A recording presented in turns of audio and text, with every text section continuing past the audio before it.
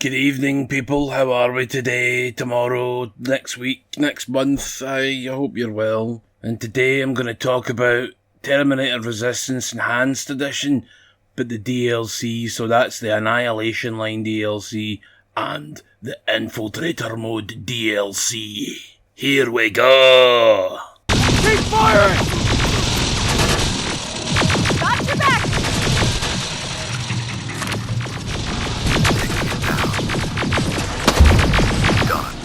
Well, I'll talk about the Annihilation Line DLC first, since it's the biggest of the two, and it's the paid one. I'm pretty sure that the Infiltrator mode was a free update, but we'll talk about that at the end, briefly. So, Annihilation Line, you are Rivers again. It's set during the campaign of the normal game, and you are sent to a place outside LA, or just inside LA, or in the surrounding La area, you know, with Kyle Reese and a couple other wallopers. Because you've been told of possible survivals in the area, even though the place has been abandoned pretty much by humanity for the last 1,000 minutes. And it just sort of stems from there. There are new enemies, new weapons. It's great. New area. And it's not short either. I thought it was going to be this criminally short, hour and a half to 2 hours, like a lot of these DLCs for first-person shooters can be, but no, I think it's about the average length of a COD campaign, COD being Call of Duty, or Duty, whatever way you want to say it. I say Duty because I'm fucking normal. I'm not normal, ha, we joke there on you, you know what I mean, you fanny. And when I say new area, there's several new areas. You'll go to places like shopping centres, underground stations, fucking research facilities, the Annihilation Line, and when you get there, the palette changes. It's all grey, like the normal game is all grey and, you know, oppressive and destitute. Then you get to the Annihilation Line and it's all oranges and reds and just a bit as oppressive as you can think, which is pretty cool, actually. I quite like that.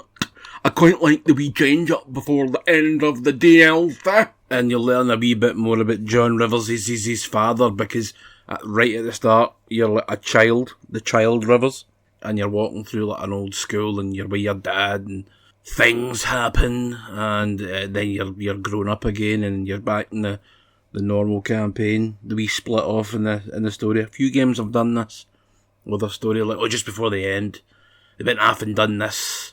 It's kind of like they did that with Mass Effect 3. Mate, you could really just make endless wee stories and just never really finish the game, because there's no sort of set time, there's probably a set date somewhere, but you can fudge it, do you know what I mean? You can just make up all kinds of shit. Some of the new weapons are cool. My favourite being the grenade launcher. You know, the single shot grenade launcher they had in T2.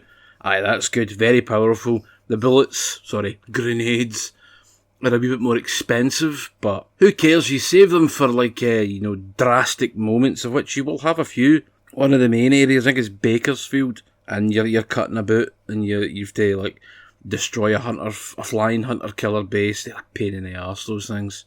See if you've not got a purple plasma gun or an ordnance of missiles, you're fucked. And then you cut about, and it's the same sort of structure of the story. You can do all the side objectives and the main objectives in any order you do so wish.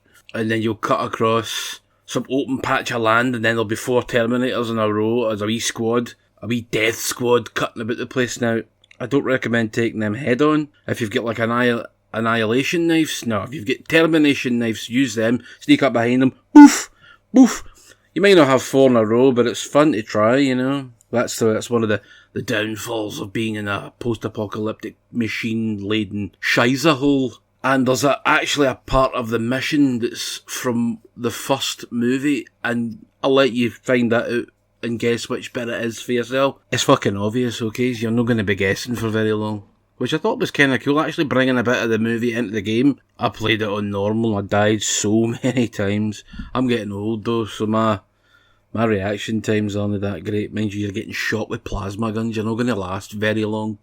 And there's like other Terminators, like some of the older models, cutting about with the rubber faces, and they do have miniguns. So against a human, a minigun just turns into tomato paste. Do you know what I mean? So, aye. So I really enjoyed the Annihilation Line DLC. It was very good, very nice. Wasn't a flash in the pan, wasn't over in a blink of an eye. I'd recommend you get it, or you could buy the complete edition of Terminator Resistance Enhanced Edition for the Xbox Series X and the PS5, probably PC and all. We'll just say that and all, right? But it's a next gen only enhanced version. So if you've got the PS4 version of Terminator Resistance, you get the enhancements for free. And I imagine it'll be the same for the Xbox Series. Whatever it is you've got versions, Xbox One version I should really have said there, but we all like to make mistakes. Like to make mistakes? I think you're fucking half your heat, pal. Right, we'll leave this where it is, and we'll talk a wee bit about the Infiltrator mode.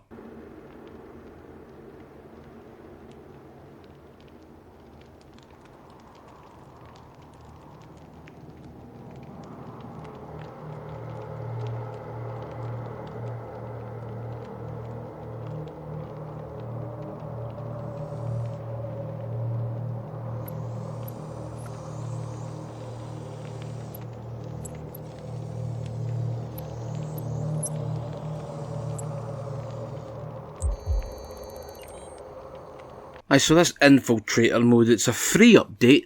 I was right. It is free, so that's good. So you'll get it for hee-haw, obviously. It's only about half an hour long. There's no saving. If your Terminator gets destroyed, you need to start from the beginning. You're just basically on a one-way mission to kill everything. It's not all that difficult. I've done it. I've done it in normal difficulty. So you could probably do it if you're younger than me on hard, or do whatever the fuck it is you want to do.